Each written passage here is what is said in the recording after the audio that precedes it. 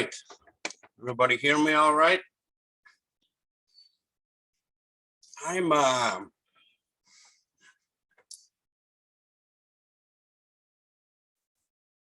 wondered what I would speak about, and I decided that I'm just going to go on a walk here tonight, and you're more than welcome to come along. And I think it's probably going to be about half preaching, half testimony, half confession, half reminiscing, half imagination, and half advanced theoretical mathematics.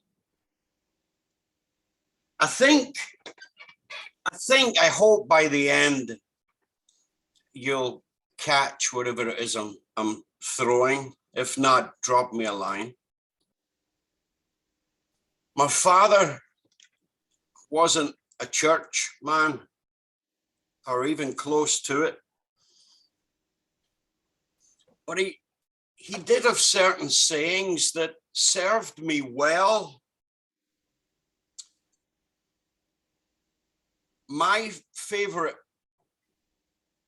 was when he would say, "You never miss the water till the well runs dry." And I love that. I love the wisdom of it. Of course, it caught me off guard the day that I realized that it applied to him. But his favorite to me was, "You're all the man you'll ever be.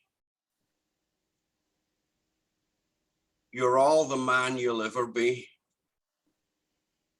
His way of calling me higher, stronger, bigger, braver. William Barclay, one of my favorite illustrations, William Barclay says that he rode the train into London every day. And every day he passed a little white cottage that was set against the lush greens and browns of the English countryside. And he says he was amazed at how white, how sparkling those who lived there kept it. And then the snow fell.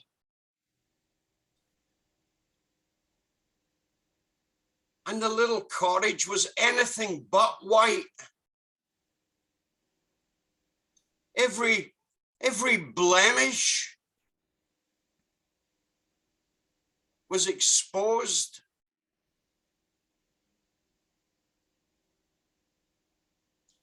At any given moment, I suppose that we can appear to be better, to be braver, to be more intelligent, to be kinder, to be more compassionate, more loving, simply by choosing the correct candidate to compare ourselves against.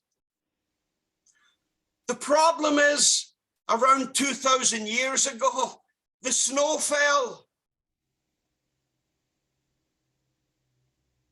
So that we now know that the question is not going to be, were you as good as your neighbor? Were you as good as your colleague? Were you as good as your friends, your spouse, your family? The question is, were you as good as Christ? Which now only affords us one question. Well, who then will rescue us from this body of death? Long lay the world in sin and error, pining, till he appeared, and the soul felt its worth. A thrill of hope. The weary world rejoices, for yonder breaks a new and glorious morn. Love that song. I'm tempted when asked, what do you think the best song ever written was? I'm tempted. And when David Phelps sings it, and if you haven't heard that, find it on YouTube. Even after the 100th hearing, it still catches my heart off guard. I love the song, the truth. It's truth beyond truth. But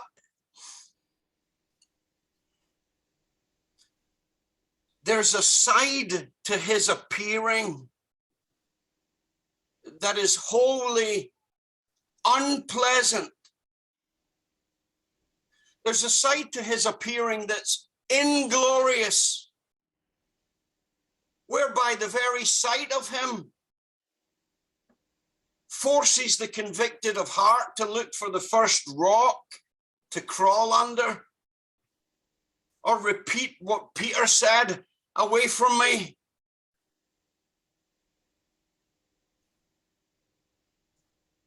I don't need a video of me playing basketball to realize how far short of the standard I fall. 10 minutes watching Michael Jordan will do it. And I think I'm golfing well with a few straight drives and a couple of impressive putts. And then I watch the Masters. And I can't be the only one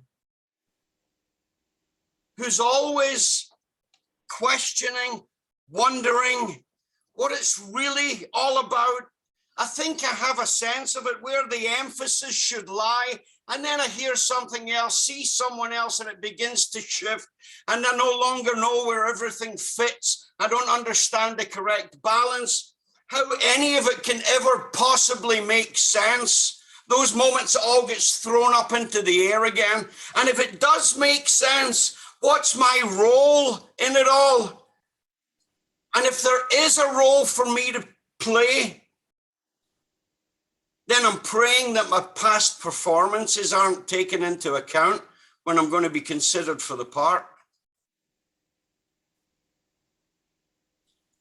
So if you're like me, not raised in the church, with very few spiritual or biblical influences, in fact, the only Bible in our house was the big picture children's Bible that I had to ask for when I think I must have been around 8 or 9, taking my parents wholly by surprise.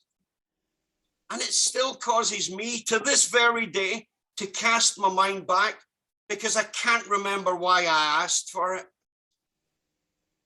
I wasn't a bad kid, but I was leagues away from the average church kid.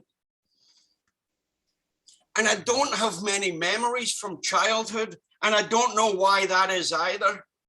Others seem to have hundreds that they can recall at will. I've got a few, but one of the most prominent memories I have is this children's Bible. And I would flick, as clearly as I'm seeing you now, I would flick back and forth between two stories. And the first one was the cross, a wonderfully illustrated double page spread of the crucifixion. And the words underneath, seeing how he died, the centurion said, "Surely this man is the Son of God." And without anyone telling me anything about Jesus, I remember vividly to this day the chills that I felt when I'd read that. And the other story I loved was Samson. Oh, I loved Samson, still do. Two biblical people, I'm convinced, came from Scotland. Peter, for obvious reasons, and of course Samson, a man's man. a man men could admire. You know, we have those men. We have men, of course, and then we have men's men, soldiers, military, firemen, farmers, upon whose back sits the progress of the world. Samson, like Peter, first to draw his sword. I'd love it. I love it. First to draw the sword in honor to keep his vow that he would die with Jesus. First out of the trench. Gotta love that. Hasty, perhaps, but brave. Missing the entire point as to how the kingdom of God was to advance. But brave. Brave and honest. Can you beat that in a man? They're almost synonyms. Honest enough to know that he didn't deserve to be in the presence of Jesus. Brave enough to jump over the side of a boat to try and stand on water. Everybody freaks out that Jesus did it. If Jesus couldn't do it, we'd be in big trouble. Peter did it. And then at the end of John's gospel, Jesus appears on the scene again. And as soon as he realizes who it is, he's over the side of the boat. They're only 100 yards from shore.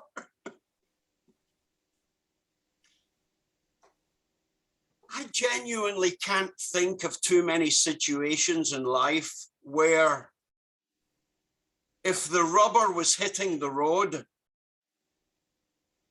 I'm looking for a Peter or a Samson. I've never heard anyone in a crisis screaming for a preacher.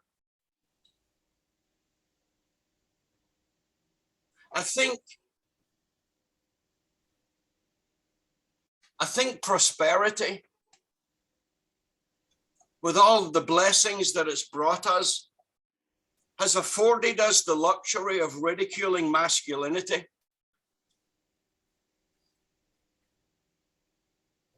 And it isn't only our sons that are now paying the price, our daughters are too, because they can't find a man for want or money. But Samson, there's a man. Of course he was flawed, but at least he was a flawed man. Plenty of others in scripture who, along with their flaws, appear to have traded in their masculinity also. But if it's masculinity we're looking for, where else would we look than Jesus? I know it's speculation as to what Jesus must have looked like, but this I know, a man who can undergo a scourging after having been up all night being slapped around, who can still have the strength to carry a cross until he buckles under it. A man who, whilst carrying the weight of the world on his shoulders and the skin falling off his back, can stop on the way to the cross in order to comfort and preach to some grieving woman. A man who, whilst being attached to the cross, still has the wherewithal to appeal for mercy on behalf of the ones who are doing it to him. A man who, whilst on the cross, presides over an adoption ceremony. And then he waits 3 hours for the guy next to him to convert.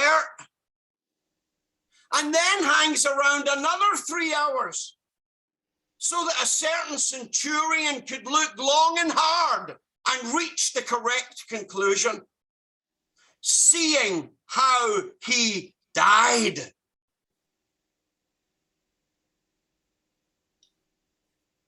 I don't know a lot about Jesus. I know this. He must have been built like the side of a house.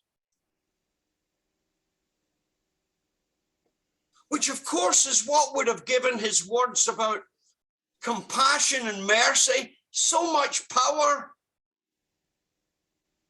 There's no power in turn the other cheek.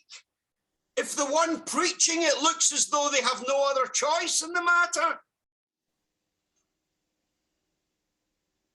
It's the strength and the power of the silverback gorilla that causes us to gasp when we see him gently lifting his little ones and playing with them. No one's amazed when a poodle does it, because a poodle's incapable of anything else.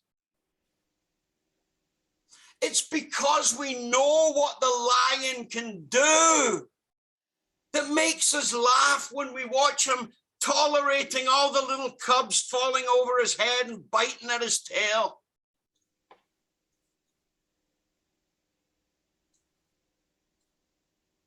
I wish we'd done a better job at presenting Jesus in a way that men found attractive, particularly men's men. But by the average gender in our pews, it appears we failed there, to me anyway, quite fantastically. And it's surprising to me that given that Jesus was a common laborer, how few common laborers I've seen. It was an uphill battle in Scotland to convert men's men to Christ. And I found that the majority of that was because they perceived Jesus to be something of a fairy, a weakling, delicate. Wonder where they could have got that idea. If we present Jesus, perhaps like some of the Renaissance paintings portray him, you know, dainty, fragile, with all these lovely pastel colors, a Jesus who looks as though he'd have trouble fighting a mild breeze, never mind a dragon, then our pews are self-explanatory. And you can hardly blame the aristocracy. What were they going to do? What paintings were they going to commission? Hey, I want you to paint a picture of Jesus. I want you to make him look like a stonemason, a carpenter, a laborer. They're never going to do that in a million years. Why would they? That would only have exposed their femininity. Much easier to paint Jesus to look like me than require of myself to become a man like Jesus, strong, resolute, honest, brave, true. So the upside of me having, that's where I was going, the upside of me being the only Bible reader in my house, the upside for my parents was that whenever the Mormons or Jehovah's Witnesses arrived, I was the one thrown down the stairs to deal with them. And I didn't mind. Of course, I didn't know what a doctrine was. I was just happy someone was talking about God. So, with relatively little Bible in my background, when God did appear, my late teens, early 20s, it was all very sudden and explosive and exciting, but overwhelming. Something I thought would subside as time went on, but instead it's only increased. And I don't like it. I don't like it. And yet I can't steal myself away from him. And it took me quite a long time to even begin to find my feet in the church. It looked as though everyone else had been there all their life and knew everything. And I must confess that outside of the Gospels, you know, when the preachers would preach their lessons, anything outside of the Gospels held very little interest for me. I was content to believe that I'd learned everything I needed to learn about the Old Testament by watching the Ten Commandments a few times. The prophets and the history of Israel bored me to tears. And the Psalms, what? They didn't even rhyme. And then because the RSV was the Bible at the time at the church, I didn't even go near Paul. I think I tried one of his sentences one time, and 3.5 months later, I gave up. Still hadn't got to the end of it. He made very little sense to me. His sentences were too long. So to the Gospels I ran. And although I knew that I should get out more in regard to Scripture, I couldn't really think of a good reason why. Well, there's things outside of the Gospels that would help you appreciate Jesus even more. Yeah, I know, but it means it means not looking at him for a while. Why would I want to do that? Jesus has always fascinated me.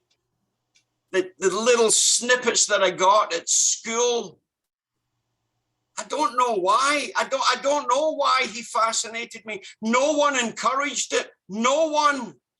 No family, no friends, no relations, no neighbors. The only theology I got was from my grandmother, who insisted that if I kept behaving the way I was, then I'm going to the bad fire. That was my theological training. I didn't even know anyone who went to church. And I only went on occasion so that I could play football. And yet Jesus always fascinated me. Still does. And the more I look, and you'll know this to be true, the closer I look, the more difficult it becomes to define him. The more majestic he appears to be. And the one I love the most is overwhelming. I don't like that. I don't like it. I don't like being overwhelmed. I don't like it. And yet I kept looking. He gives a man back his sight. Gives a blind man his sight. I love the miracles, as Billy Connolly would call them, those holy tricks. I love the miracles. He gives a man back his sight. And at the entry level, we see the great physician, a kind man helping an unfortunate man. Lovely. But because it seemed obvious to me that Jesus must have surely passed more sick people than he healed, I could only conclude that mere physical healing was not the purpose of arrival. Impressive as it was, and that's only confirmed when he starts rebuking people for wanting these type of signs. And then he feeds 5,000. He doesn't stay in the lane. Did you notice? He doesn't stay in a lane.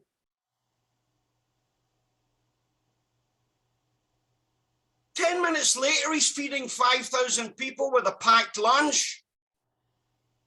But given the financial climate of the first century, he obviously passed about 50,000 who were also hungry and gave them nothing. So he wasn't here to open a soup kitchen. He wasn't here to socially reform the world, although by him, the world would socially be reformed, but he wasn't driven by some ideological utopia that if we just had everything we needed, everything would be all right. I'm pretty sure that he understood that it was from paradise that we had fallen. And then he's calming a sea. My little brain, I'm not saying love me, I'm thick, okay? But my little brain, he wouldn't stay in a lane. He still won't stay in a lane. No, he's calming the sea.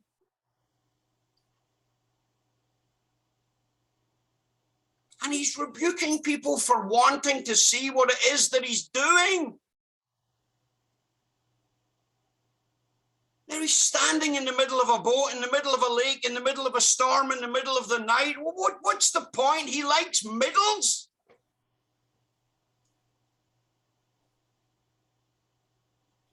Thankfully, God brought into my life some midfielders. I was a goal scorer in soccer, a goal scorer.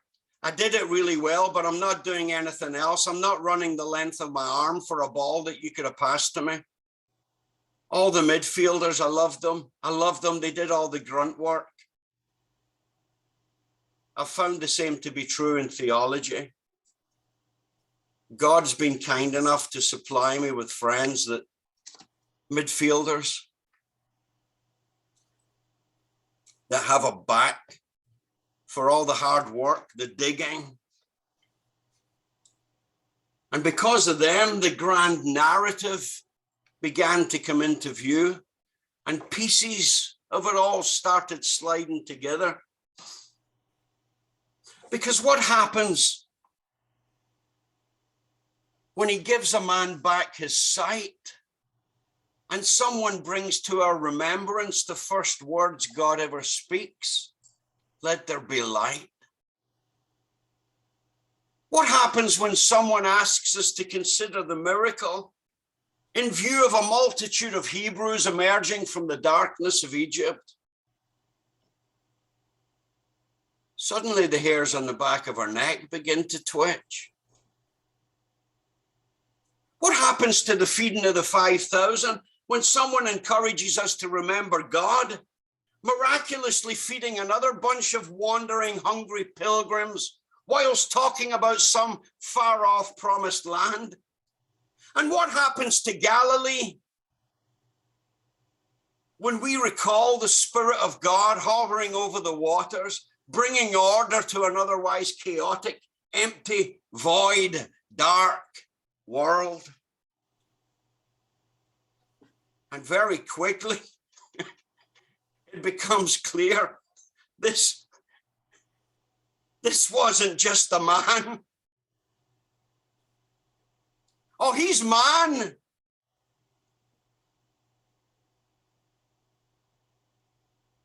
But he's not just a man. This was a man apparently reliving the entire content of Jewish history. He isn't simply teaching about creation and the Exodus. He isn't simply referencing Adam or Israel. He is the creation. He is the Exodus. He is the genuine Adam, the true Israel, the prophet of prophets. Fall on your knees. And I began to see that what I had initially been taught, namely to zero in on the text, to separate the chapters into paragraphs, the paragraphs into verses, the verses into sentences, the sentences into words, although containing something of value, only seemed to bore me. and unless I'm greatly mistaken, bored everyone else around me. And the big picture I was noticing didn't only thrill me as a child, it was thrilling me now as an adult. And there were less people asleep on the pews when that particular song was being sung. What happens when you don't separate and isolate the miracles? What happens when you view them as a whole? And it quickly dawns on us that there's a reason that this Adam is quite unlike all the rest, and it's not even close. In fact, the curse that the first Adam invited upon all of us with its sickness and illness and toil and even death, we begin to see that that curse has no effect in the presence of this young Galilean. Everywhere he set his foot, the curse is running, screaming like a scolded dog. Demons are on their knees, begging him for mercy. And it wasn't even that he was defeating the curse, he was reversing it. He wasn't simply putting out the darkness, he was bringing in the light. Light and life, praise and joy. We're all standing where misery reigned just 5 minutes ago. And when we look at the Gospels, it's almost as though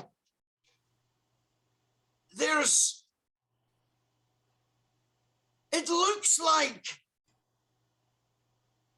there's a whole new creation standing right in the middle of ours. Here he was, bringing light where darkness only prevailed, providing food without an ounce of sweat from his brow, bringing life where death had already planted its flag. And the way he was doing it, not only was he doing it, the way he was being a man, profound confidence, him against the world, knowing he was winning without a hint of arrogance, profound courage, but no bravado. Strength without coercion, accomplishment without pride, miracles with no fanfare, learning, knowledge, wisdom, not all puffed up and conceited, dripping with humility.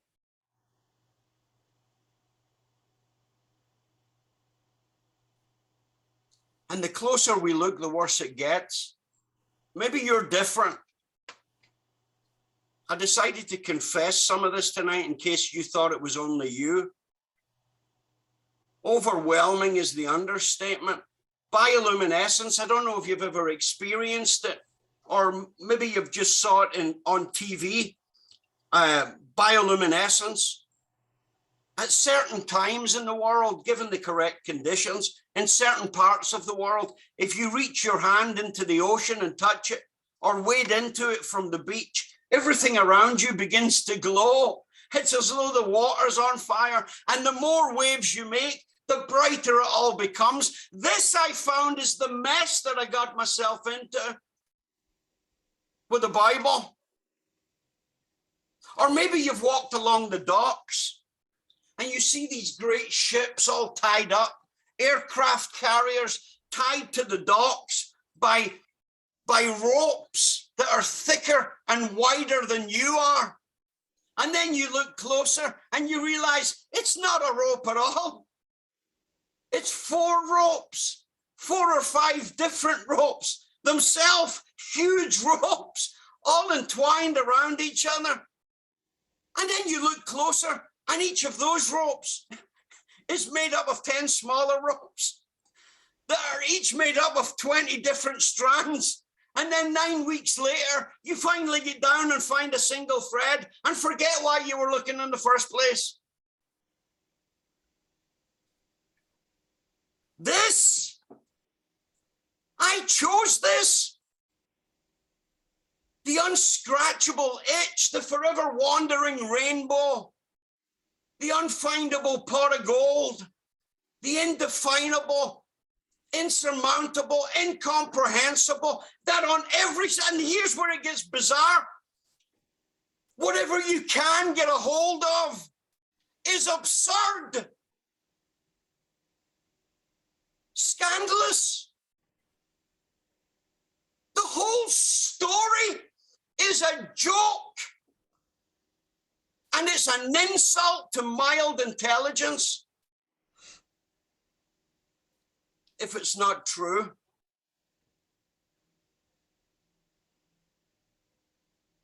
And in answer to the great why,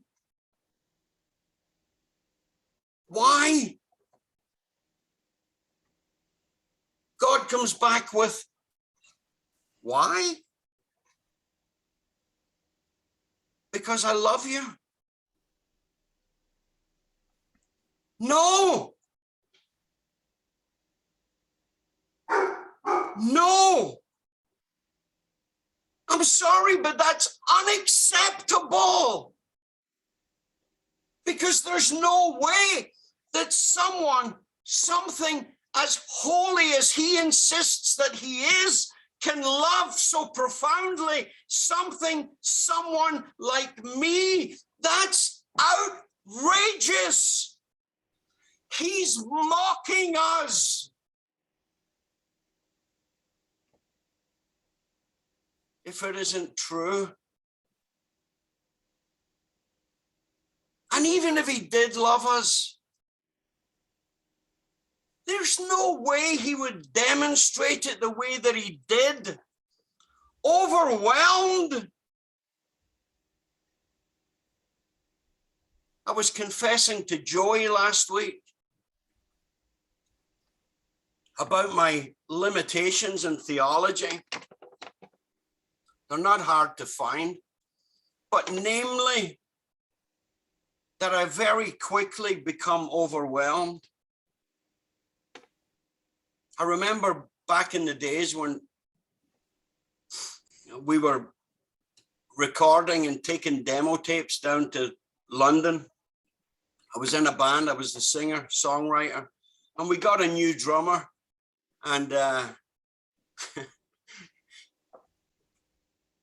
and we brought to him one of what we thought was our best songs so that he would join us.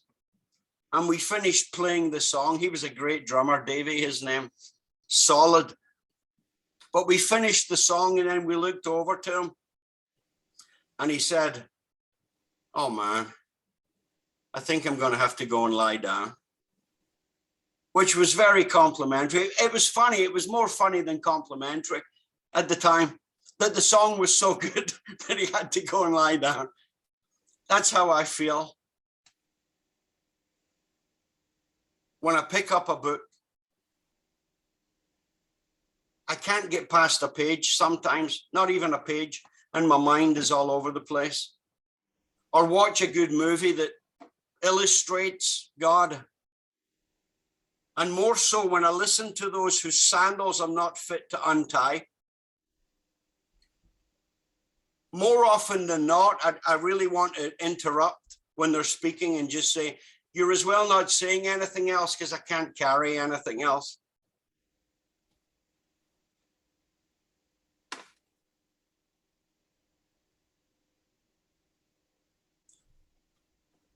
But, and here's the rub, it's not the message that weighs me down. It's not the difficulty or complexity sometimes of the arguments. It's not the volume of information at hand. It isn't even the clash or the collision of the narratives as they all come together, weaving this magnificent tapestry.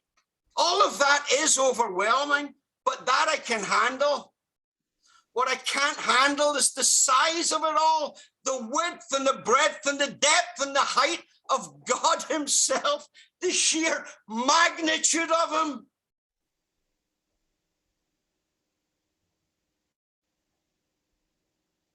One minute, a nice man is helping a poor man to see. 1 minute, a few thousand people are being fed. 1 minute, there's a storm at sea. And the next minute, before I can take a breath, the entire creation narrative, the fall, the flood, the competing Adams, the Exodus, they're all banging down my door at the same time, demanding to be simultaneously considered. And they're all saying the same thing. Behold your God, look at him. And I would love to.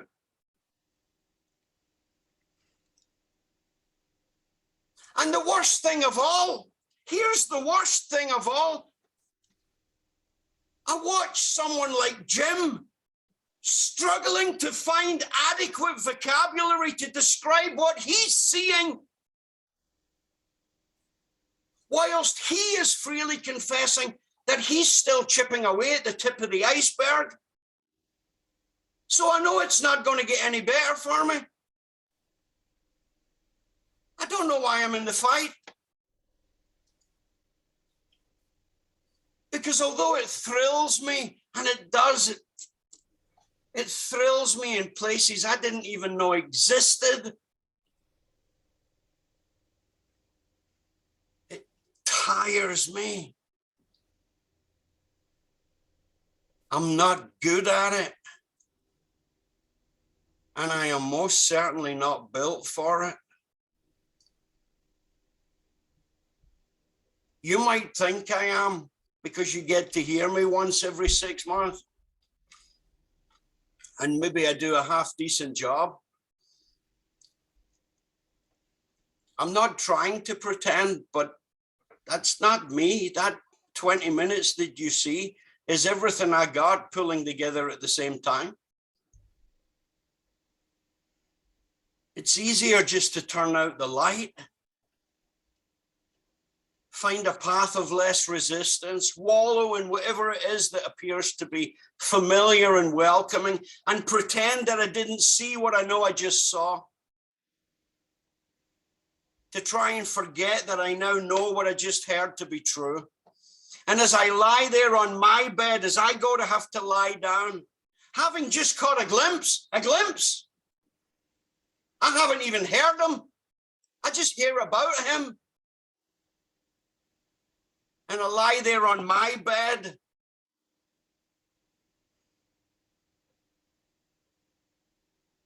And I feel the mattress depress.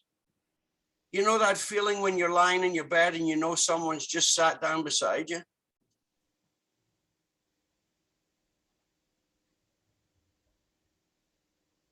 And in the quietness, he says, "Is that too much? Billy, was that too much? Too much at one time?" And I'll say to him,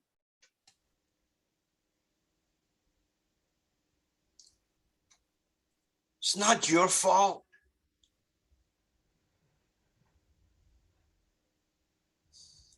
It's just that when the snow falls, my little cottage doesn't look so good. And I know you're trying to help me. None of that is lost on me. I know your intentions are pure. I know you have my best interest at heart. But the truth is, the better you appear to be, the worse I look. And it's sore.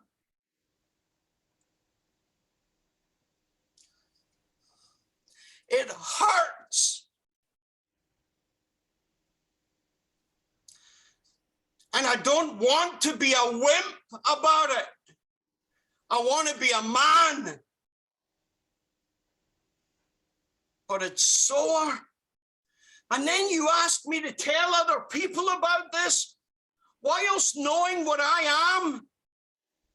And so along with having my mind exploded, my body exhausted, and my heart wrenched open, I get to add feelings of blatant hypocrisy into the mix. You're asking too much.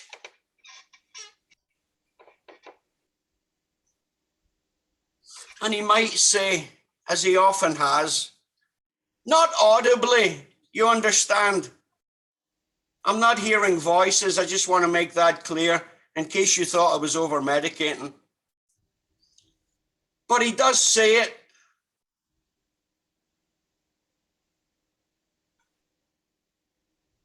Billy, when I watched you reading that children's Bible, the first things I ever burned into your heart, what were your favorites? And I'll say Samson and the cross. And he'll say, all those years, and it didn't even dawn on you that it's the same story. It's all the same story.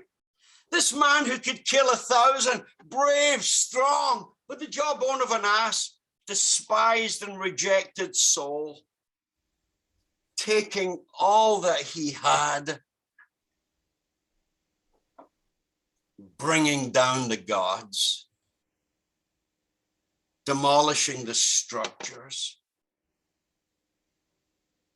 Billy, the woman with the 2 copper coins, all she had to live on. What's happening there?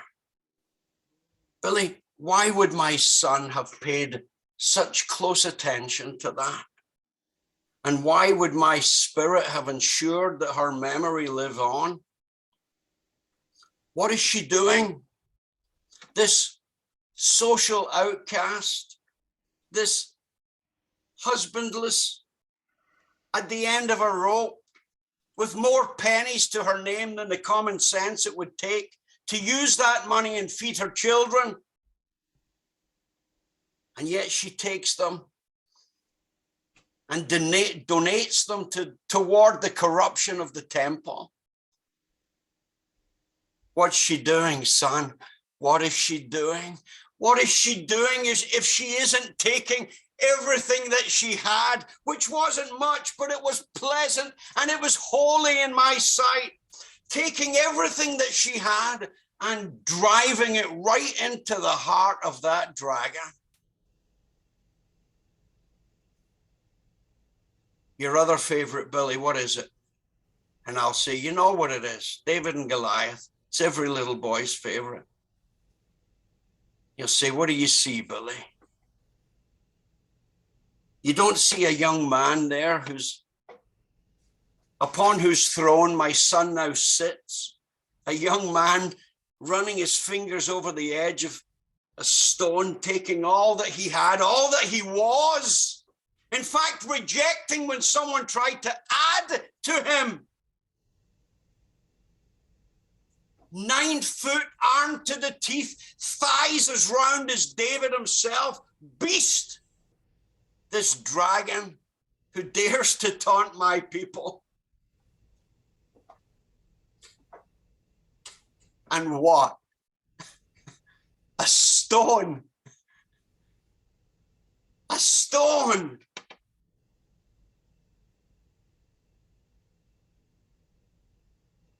And these days he started telling me, Billy, you have children now. You know you don't have to be impressive to impress me. The exalted things of this world are coming down, son.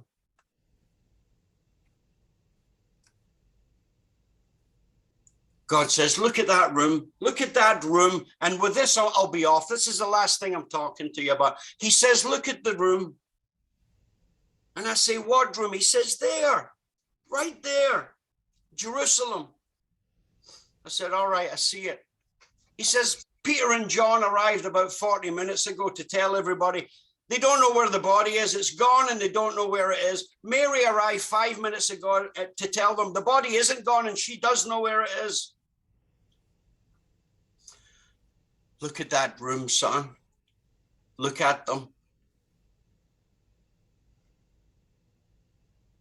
Look at that little gathering of people.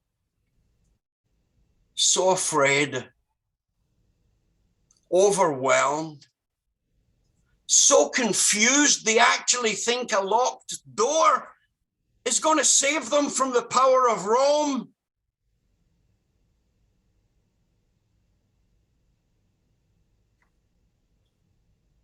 That little room is going to bring Rome to her knees.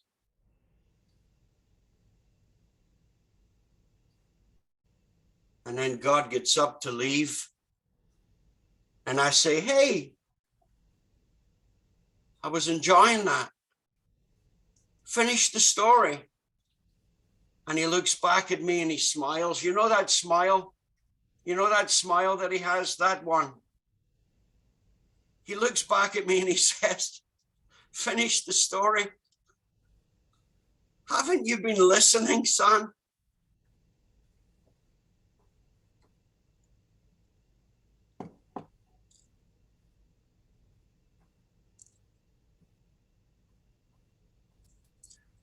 You are the story. You tell it.